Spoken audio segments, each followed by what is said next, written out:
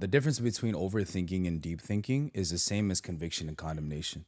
Overthinking will always leave you, as you say, confused, fearful, angry, frustrated, sad, lonely, miserable. Deep thinking is always empathetic at its core. It's always positive, right? So, for example, one time I was driving, this was prior to me finding God. I had a BMW and I would always drive without my seatbelt. And, I was just horrible like that, Mhm. right? And I would drive 90, 95, 100. And I looked down at my phone one time. I'm going on the freeway. I'm doing like blazing 95, almost 100. And I look up, and I guess there was just like that sudden stop of traffic Mhm. in LA, and I couldn't stop myself in time.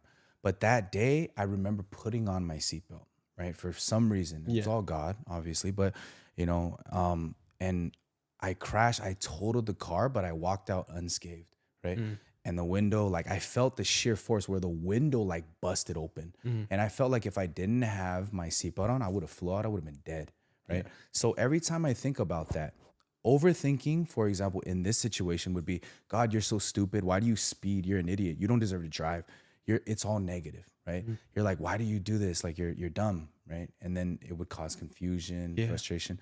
But every time I think about that, deep thinking would be, man, God, thank you for allowing me to, although I crashed and Mhm. I was a knucklehead, you saved my life with the Yeah. seatbelt. Hope and peace comes out of that. Yeah. So if you want to see the difference between overthinking and deep thinking, most people think they're deep thinkers, but they're actually overthinkers. Mhm. You gauge it with negativity or positivity, right? It's Mhm. very simple it's like actionable steps. Once you sit there, Bryce, and you think, just to help you out, if you start to feel that fear, condemnation, frustration, you Mhm. know right then, oh, I've entered overthinking. I need to stop.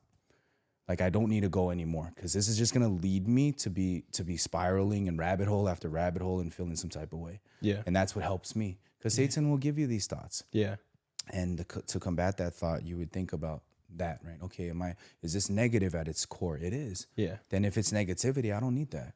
Yeah. And right there, you draw the line in your heart, and it stops everything. And it's just like riding a bike. When you first started, distrusting your thoughts, all the things that I'm teaching, it's gonna be hard. You're gonna fall, scrape your knee, you may mess up again. But the more you repeat and you do this, right?